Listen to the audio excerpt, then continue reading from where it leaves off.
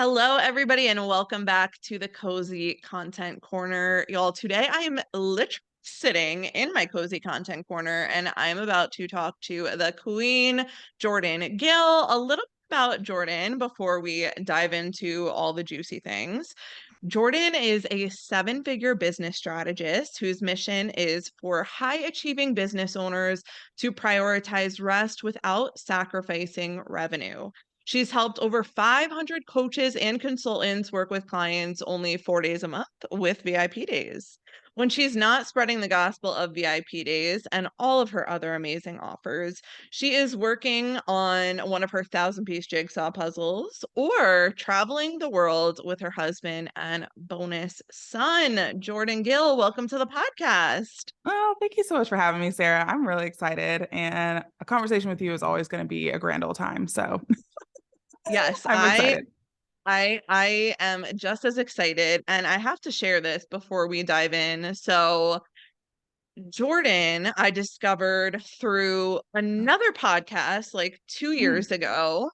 Um, and I just absolutely like fell in love with your vibe. You were the thank first you. person in the online business world that was like transparent about having a chronic illness and being able Mm. to make it work with your business, which there are so many spoonies listening right now.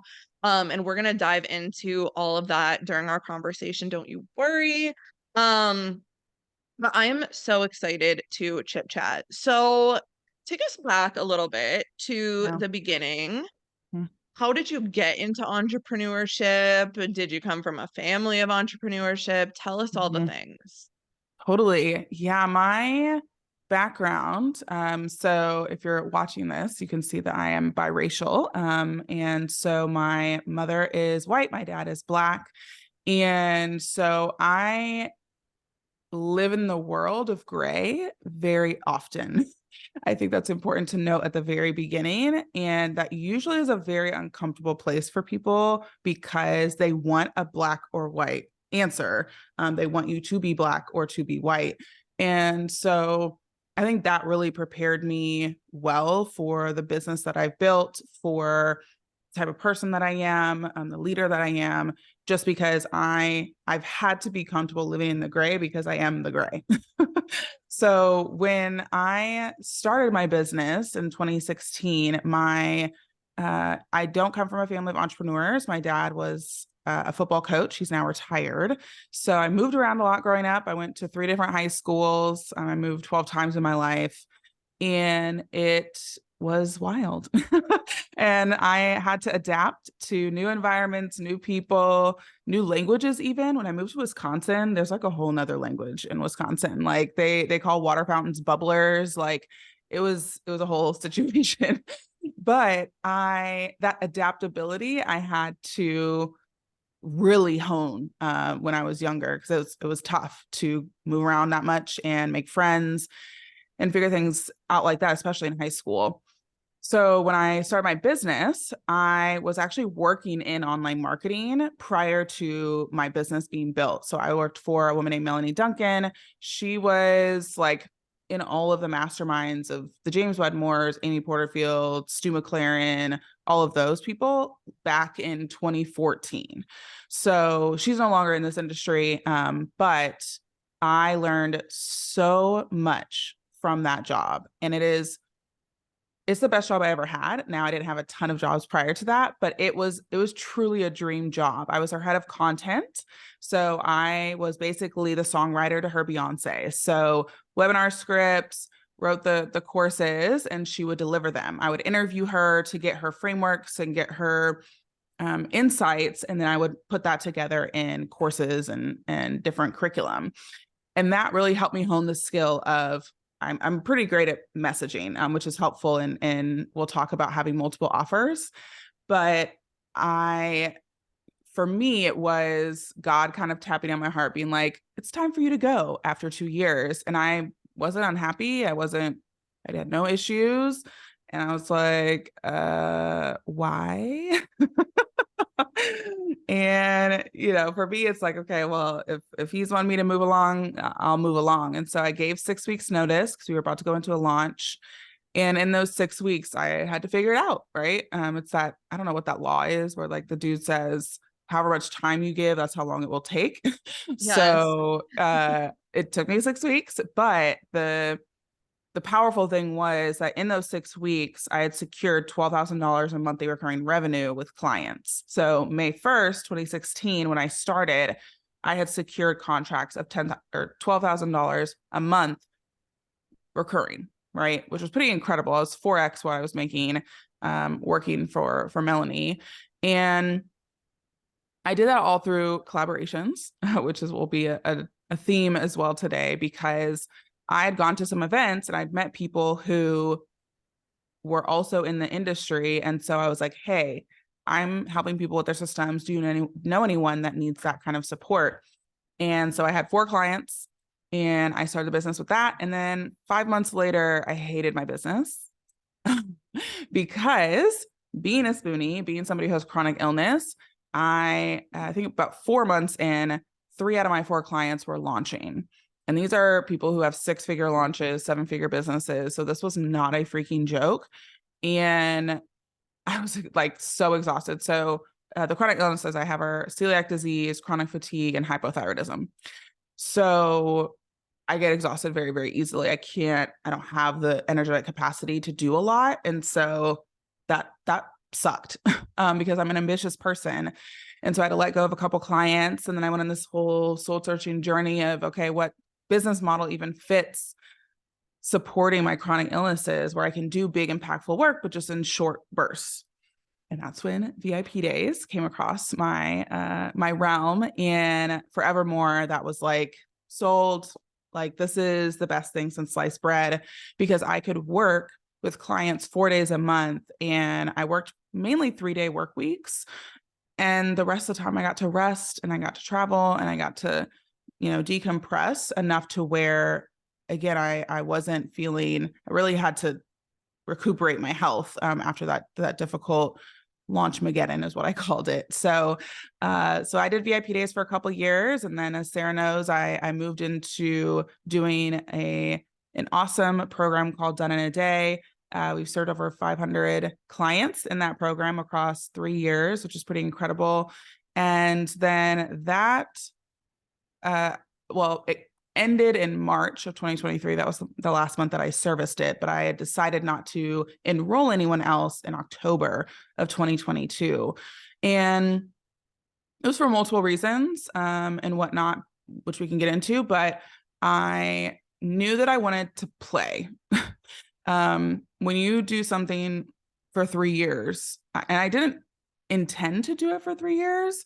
I thought, I'll give it a year. It'll be fun, whatever. And then I look back, I'm like, oh, okay, that was 3 years. But it was awesome. And I wanted to play. I wanted to flex different muscles. I wanted to innovate it. I wanted to try new things. And so that's what I've been doing really since October of 2023 or 2022. And it's been super fun. Now I do all sorts of stuff. So that's my journey in a little nutshell. Yes. Oh my God, so good. So let us back up to a few things. Yeah. So this program, Done in a Day, I went through myself Mhm. when it was not self Mhm. kind of like self-study. There Yeah. were live calls. The people that I met in that program are still some of my best connections, biz Mm, friends, referral partners. that's amazing. Um, Now that was probably the best program investment I have ever made in my business, and I know many people feel the same. Yeah. So talk about Mhm. how that felt and the decision process behind not, Mhm. solely talking about that anymore and shifting. Oh, yeah. It was a scary decision.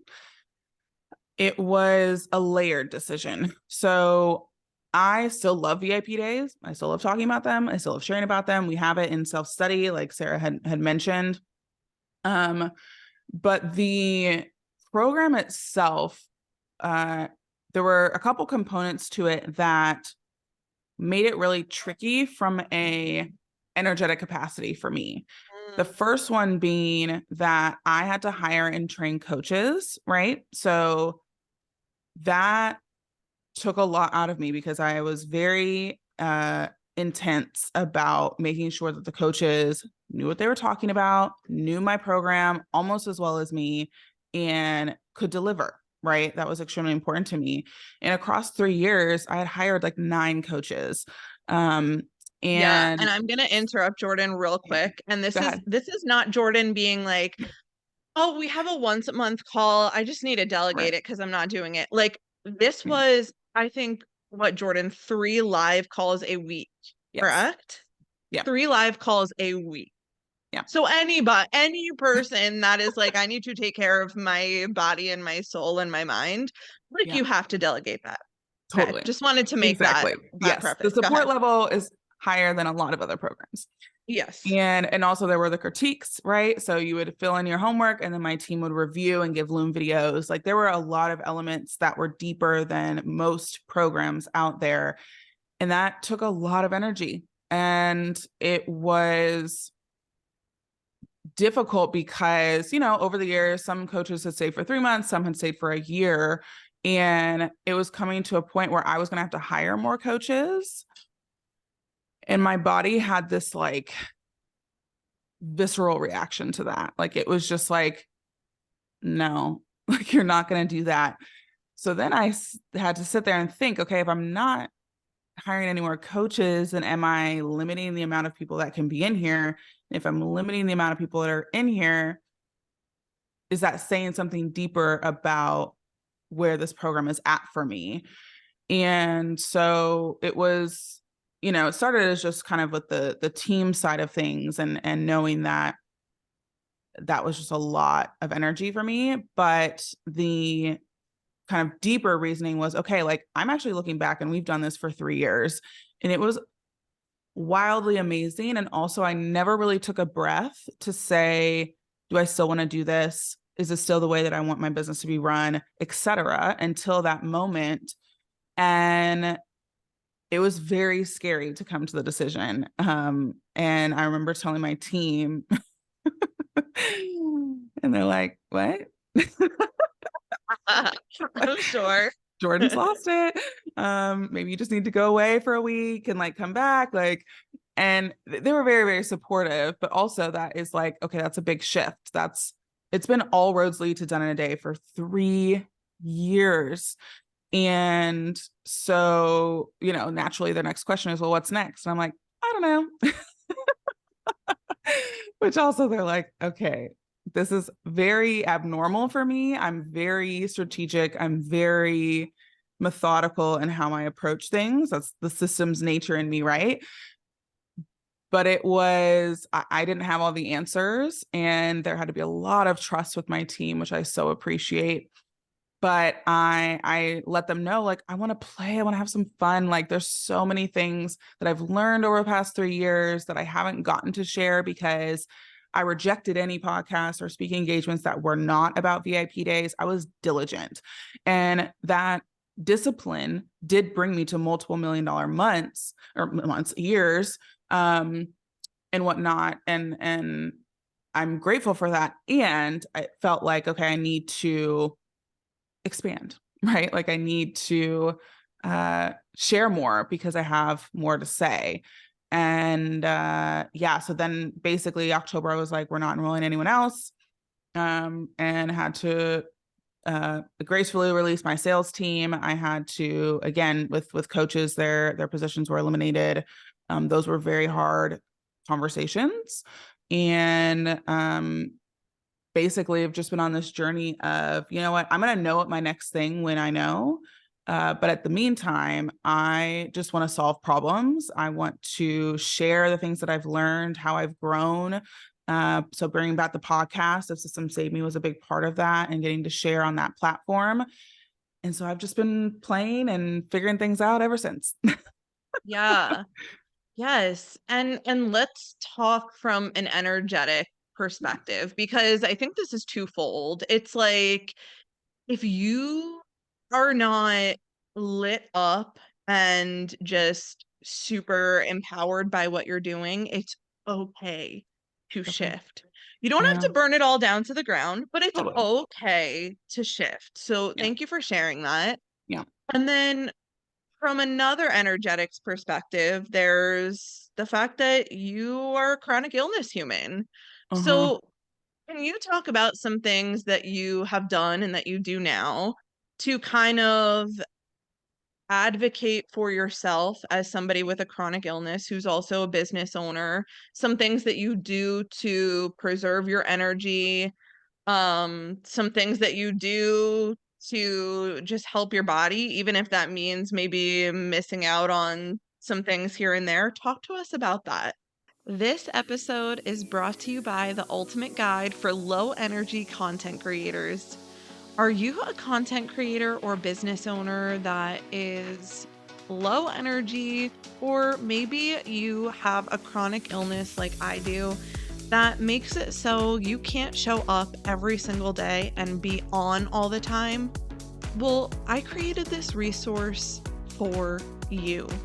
The Ultimate Guide for Low Energy Content Creators is a guide that brings you through creating a content schedule that works for you, understanding your limitation, 20 B-roll ideas. Don't worry, I'll explain what those are in the guide.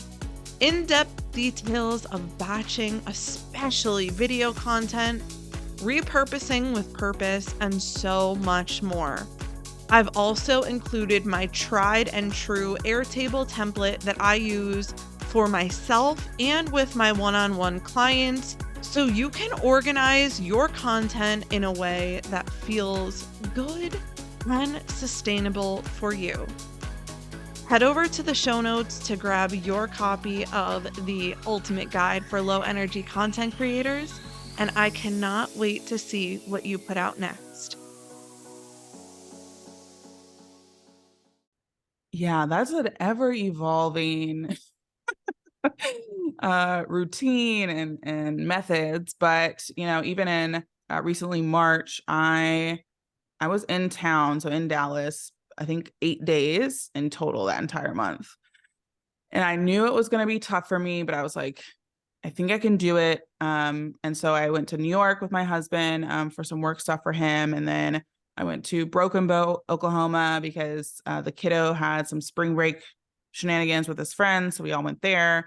The next week I went to Nashville, which was like a massive conference of 4,500 people.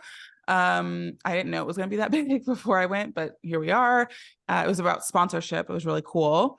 And then the last week I did a retreat with my mastermind clients in Austin, Texas.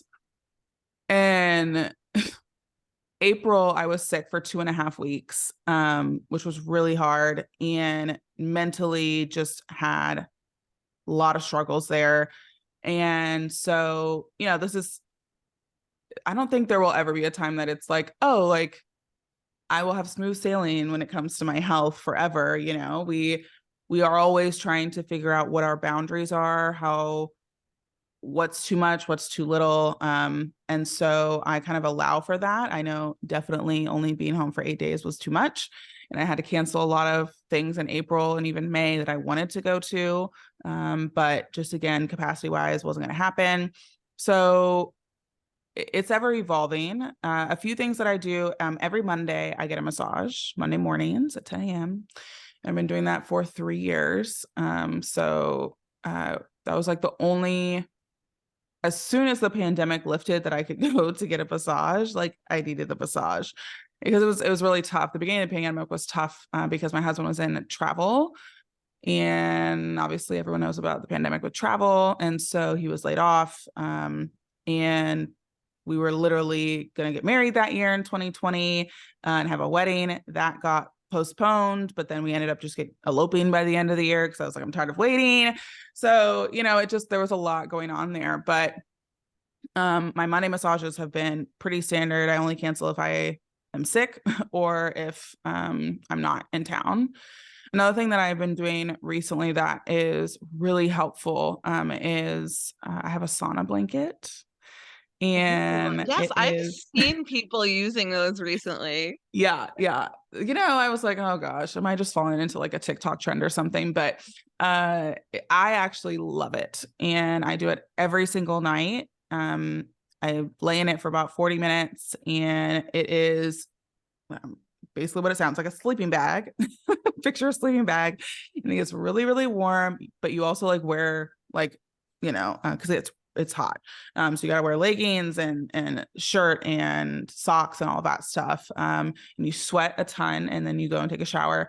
And it's been really helpful to, and I don't know if it's the coziness of it. I don't know if it's just the fact that I'm forcing myself to like sit there and rest while watching like Scandal reruns, but that has been very, very helpful for me. And oddly enough, has like helped me lose weight as well, because I don't know if it's like the sweating, but I've heard that too, because you burn like 600 calories in an hour or something.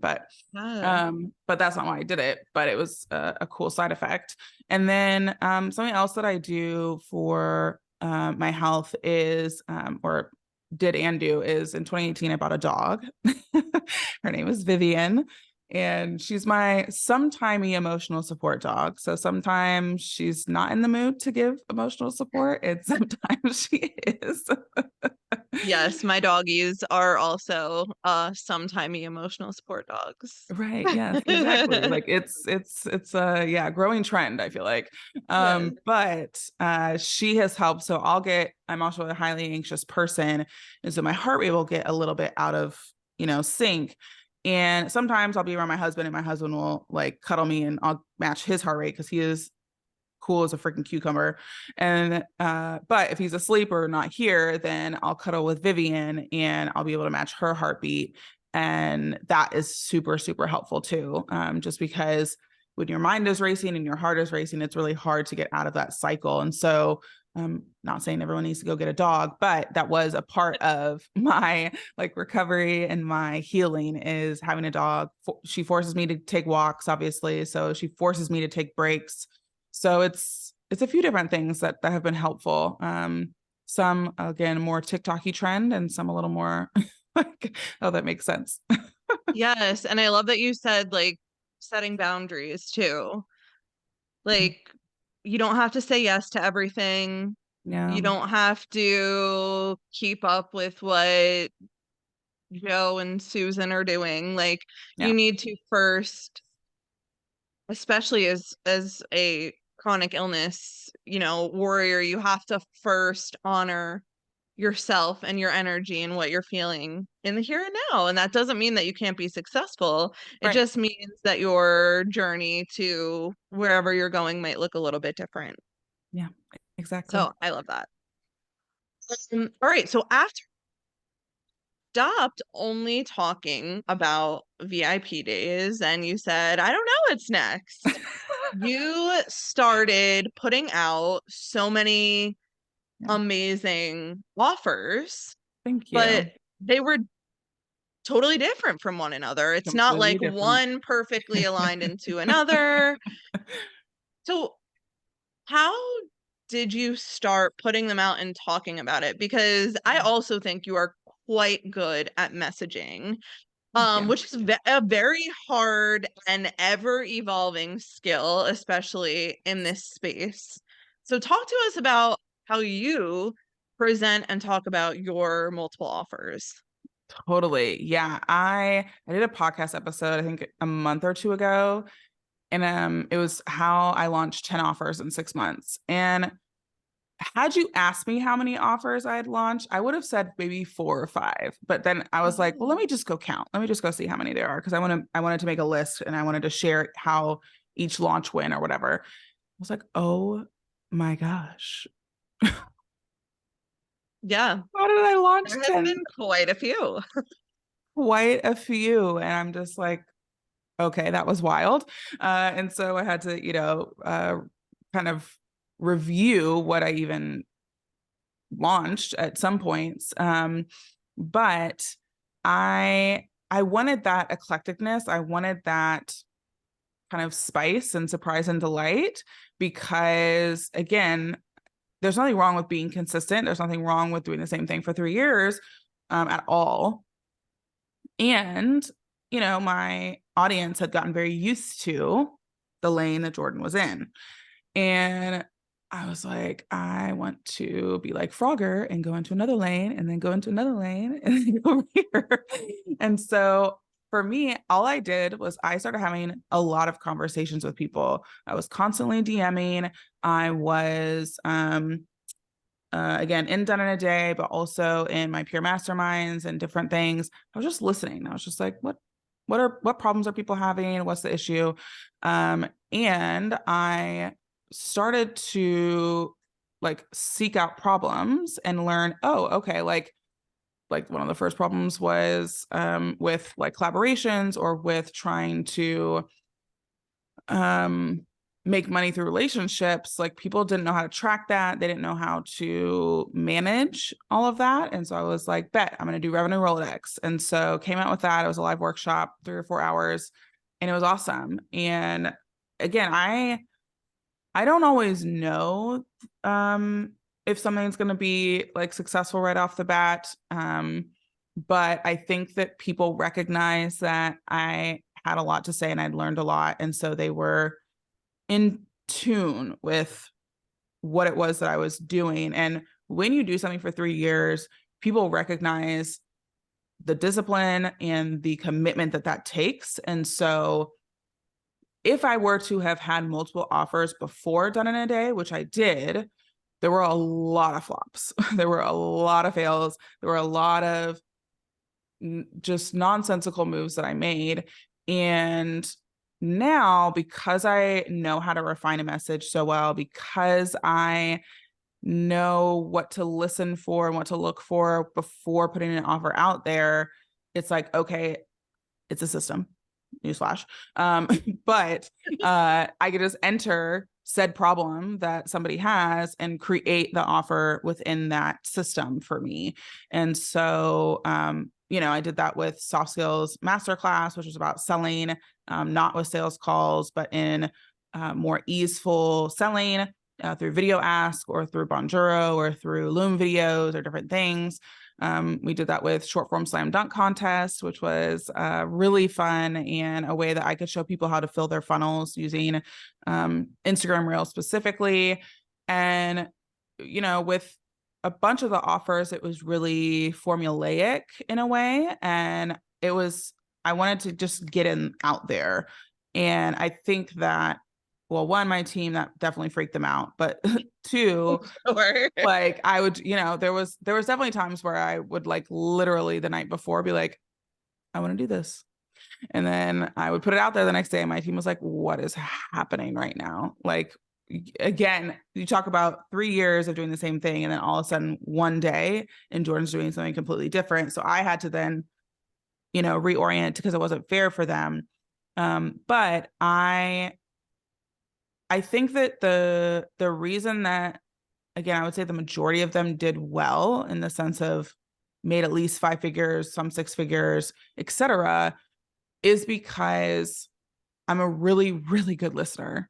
I am very aware and I'm very observant of behaviors, actions, trends that, again, are in a wheelhouse that I can shine my expertise. And so instead of me being like, I never thought to myself like, oh, I want to create like a short form offer. Like I never really thought about Instagram Reels being something that I necessarily talk about, but I had gotten a speaking engagement to talk about them. And I was like, I'm not an Instagram person. Like I literally am not an Instagram expert. So, and they're like, yeah, that's like the point. Like we want you because you have a very specific way that you do them that would resonate with our audience. And I was like, okay. So I did that and it went really well. And I had a ton of questions afterwards. And I was like, oh, like this is a problem I can solve. And it doesn't have to be big problems, right? I wasn't going to create a mega Instagram course. No, thank you. But I can solve the problem of, how do I get leads from short form video on Instagram? So, there was a range, right? There was a range of offers and price points and even methods of delivery, live workshops versus a challenge versus like my mastermind was just like one-on-one selling versus ready, set, collab. Like all of it had variety within it. And again, I think that the messaging and the listening was probably the superpower behind why a lot of them did so well. And I think that you cannot get good at that unless you practice. There's like no way Yes. around it. Yes, and we're gonna touch back on the short form video stuff. Yeah. But with all of these offers, what are some things that help you really nail down your messaging? Like, what are some Mm-hmm. things that you think have gotten you to this point, or strategies that you use that really help you nail that down? Yeah. So one of the books that I recommend is called $100 Million Offers by Alex Hormozy. And everyone has their opinions about Alex Hormozy or whatever, but his book is really good. So one of the exercises in there is around messaging, and it's about how many angles can you come up with about one thing.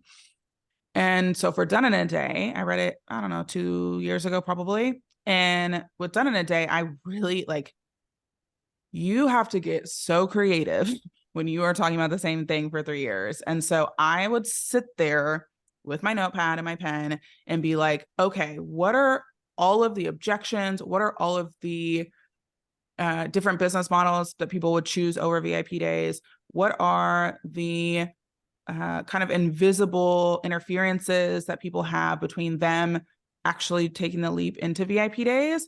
And I would sit there and obsess. So, for example, if somebody wasn't going to do a VIP day, what were they going to offer? It could be a course, could be agency, could be membership, could be a template shop, it could be whatever. And I would sit there and say, okay, courses. What are the biggest differences between courses and VIP days, and why are VIP days a better option? One, most people are coming to me from a retainer model. And so with courses, they have to learn all new marketing. They got to learn all new tech. They got to build an entire audience. They got to actually build the course. Like there's so many hurdles and months delay of them actually being able to get the momentum to get the reward that they're probably looking for from courses. And with VIP days, it's the same marketing, it's the same software, it's the same stuff. You literally are just adjusting the delivery method, literally. And so, and then my coach at the time, I think Sully, Yeah. she was like, "You're making it sound a little too easy." And I'm like, "Oh, okay. Let me reel it back in because there is some nuances to VIP days, right?" But for courses, I hit every point, and so every part of that breakdown became a messaging point.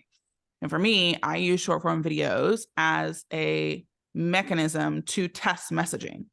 Like that is pretty much what every reel I do is. It's like a messaging test. So I would put out there like, would you rather like have to get all new software and pay $500 a month? Or would you rather just keep the software you have and be able to charge $3,000 or $5,000 for like the same work, right? And people were like, oh yeah, I don't want to pay that much for software and I'd rather just do this. Or with like agency, it's like, do you like managing people or do you like to be solo dolo? And people are like, I like to be solo dolo. So VIP days are it for me, right? And I would attack it at every angle. And I came up with hundreds of angles and some of them flopped, some of them didn't. And so it was constantly experimenting, constantly playing with how I could move people more toward VIP days. And so the fact that I did that for 3 years was definitely a benefit to then speeding up the process with these newer offers that I had, right? So I would say with how to get better at messaging, if you are somebody who only launches like once or twice a year, then you're going to have to create additional ways to test your messaging because I've launched so many times at this point that, again, I get pretty good at it, just practice naturally. So if you, in between launches, test messaging, if it's short form video, if it's carousels, if it's, I don't care what it is, but that is one thing that I think the beauty of social media has is you can test what's hot and what's not. And it's not viral. Like the goal was never viral for me. It was what is my average and then what is above average of like my own account. So that was my measuring stick of, okay, this message is great. This message is not so great. And so, yeah, I think more people should be testing their messaging through, again, I'm biased, but short form video, because it's very obvious when a message hits and when a message doesn't hit. And it's not, my feelings are hurt because this one message I thought would work didn't work. Like, I'm unattached to all the messages. I just want to know what works so I can like lean in and go all in, right? Yes, yes, so good. And I think people get stuck in like, well, I already came up with a strategy for my messaging and now I have to change it all over again. But it's like messaging is constantly evolving. And what hit in 2019 Yes. is probably going to be a little different from now. It's probably going to be a little different Yes. from a year from now. So you just have to Yes. test. Like, Yes. just test. And like you said, like, don't get personally attached to how it performs or doesn't perform Right. because it is ever evolving and ever changing. Yep. So, with short form video, because Mhm. when I was in Done in a Day, which was Yes. probably 2 Two. years ago, Mm-hmm. I think you were just starting to lean Yeah. in to I was short just form starting. video. You were Yeah. just starting to lean in. So, tell us how you felt at the very beginning of creating short form video content Mm-hmm. to where you got to this place where you're like, heck yes, I Yeah. can leverage this for so many different things. Talk to us about that journey. It has been a journey, Sarah. Yes. Yeah, I definitely think you came in and I remember being like, oh great, she's like the short form video person and I can just shoo everybody over her way because I hate it. So when my team was like, we need to start doing reels, we need to start doing short form video and TikToks, I was like, y'all, I told you, like, I'm tired of seeing my own face. And now you're telling me that I gotta show my face more often.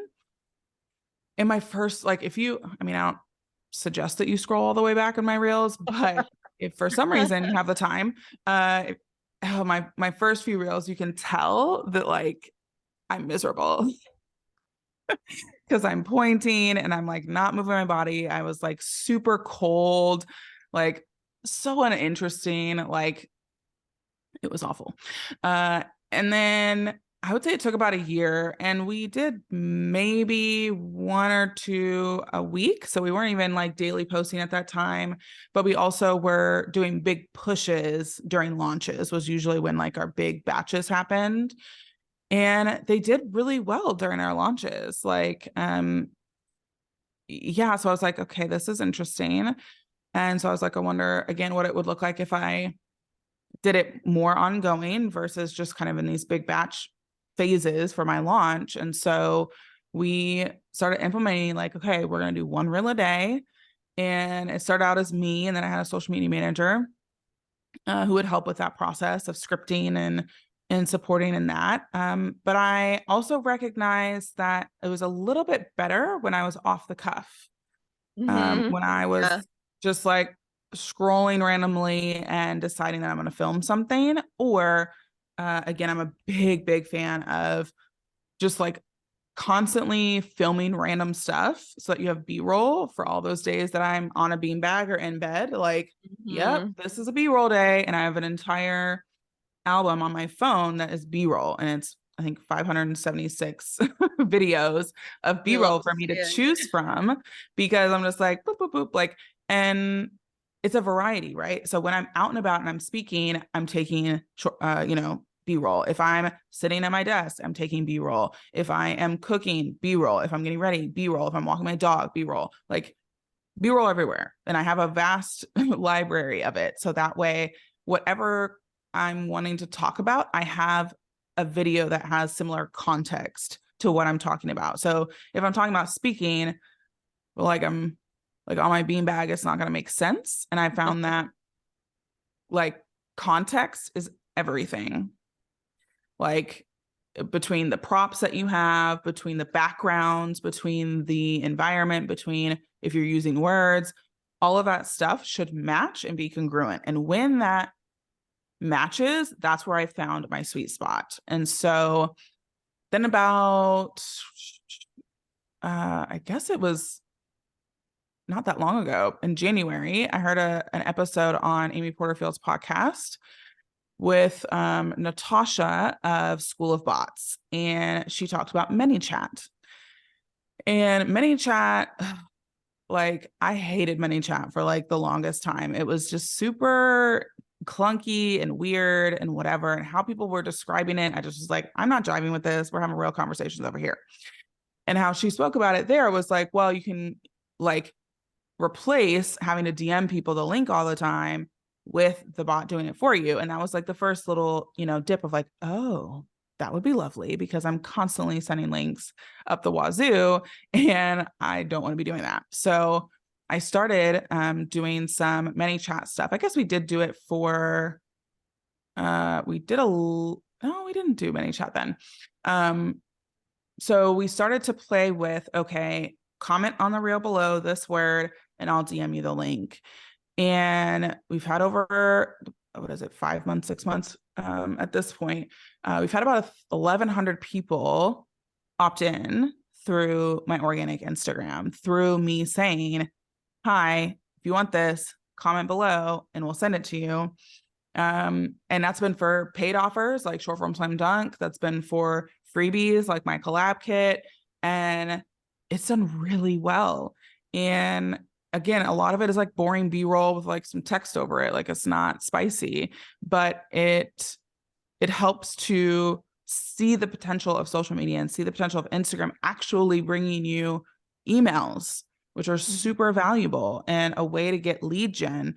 And so I'm a big fan, big fan. We're definitely, even right now, creating a lot more cadence with all of our different offers that we have going on of bringing people onto the email list so we can nurture them about that specific offer there versus wanting to go deep into our offers on social media.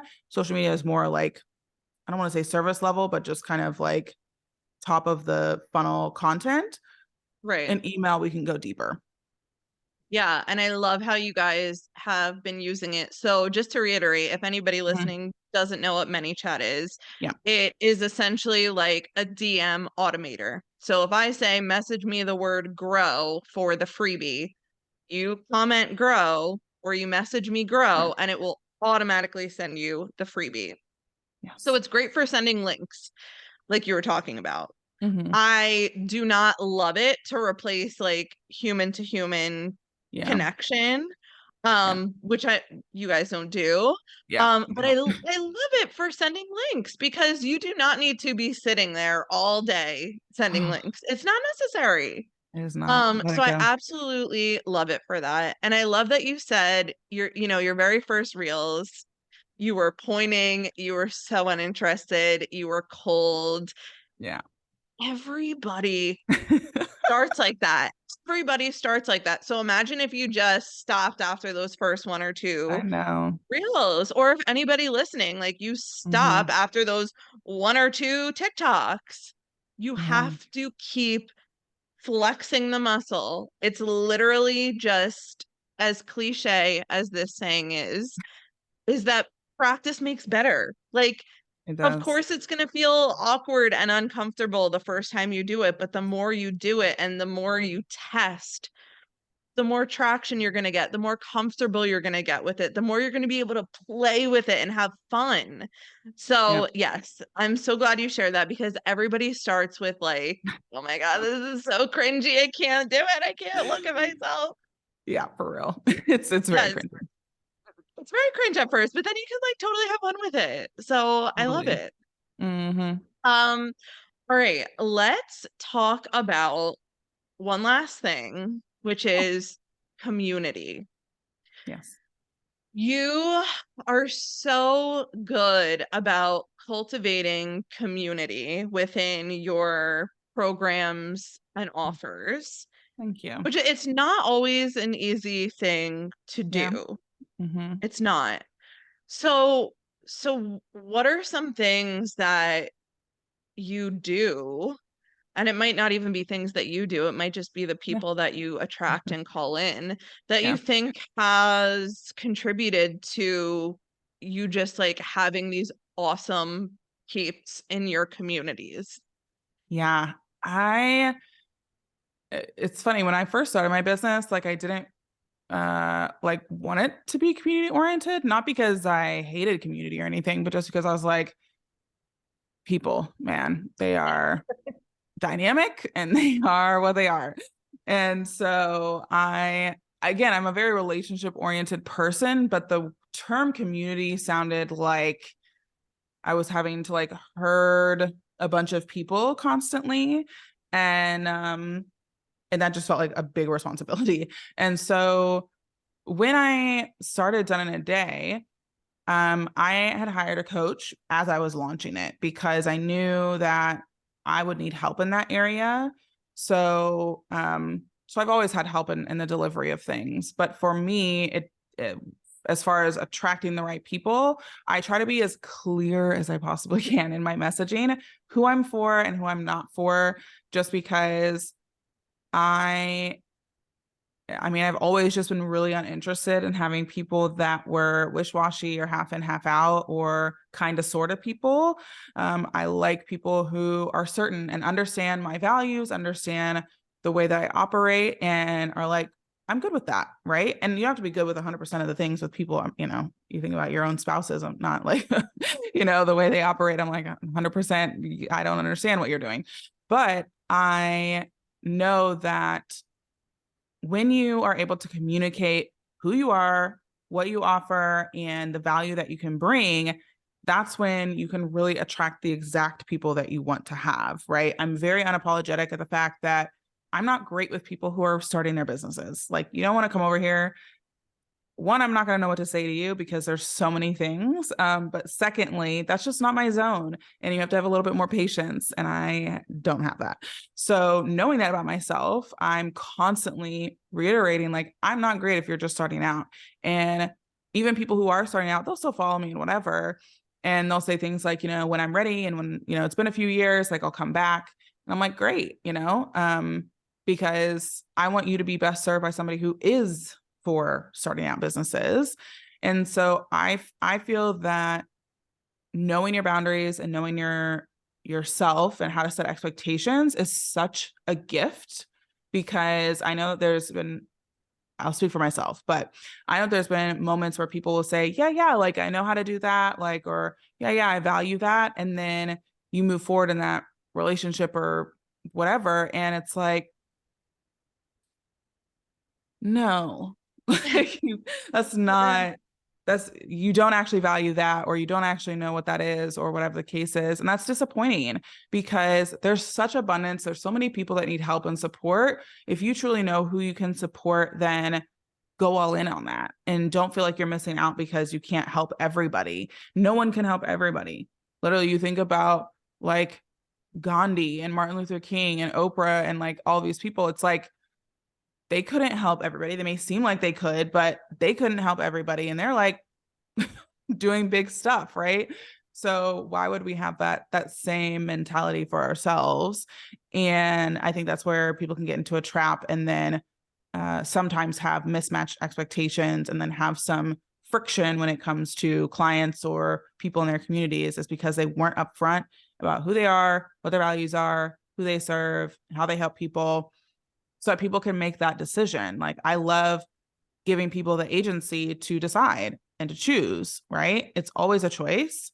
And I never would want to take that away from somebody just based on like, oh, like I need money right now, or oh, like whatever the case is, like super uninterested. I remember I said no to like a 40K contract at the beginning of my business, and I thought I had completely lost my mind.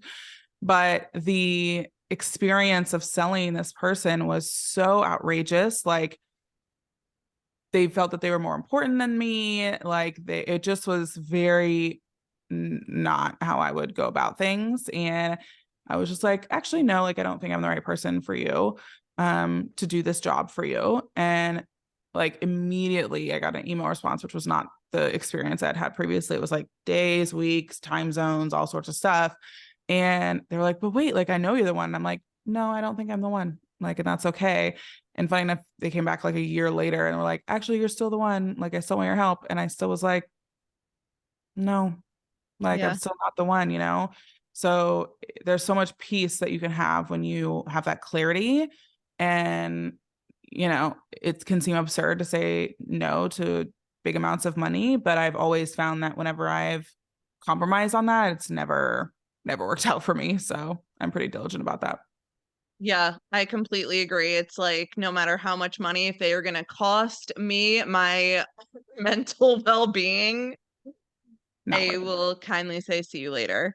But that, yes, that's so, so true what you said about being super, super clear and specific on your values and where you're at in your business and where you're at in your life. And when you call in those people, there are going to be other like people, Yeah. which is probably why the communities are so strong because they can relate on things beyond the surface. Yeah.